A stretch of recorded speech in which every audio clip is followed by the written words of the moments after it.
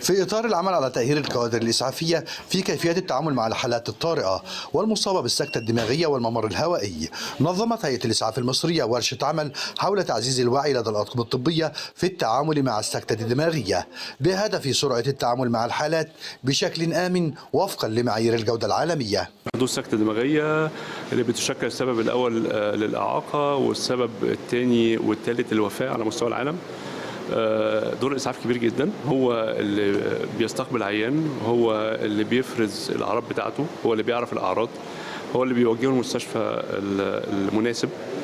وبالتالي كان مهم جدا جدا ان احنا نتشارك معهم وان احنا نعمل ورشه عمل تدريبيه متميزه. اكدنا مع المسعفين النهارده هو ازاي كلهم بيبقوا عارفين اعراض كويس جدا بتاعه مرضى السكته الدماغيه، والحاجه الثانيه ازاي يوجه المريض للمستشفى المناسب.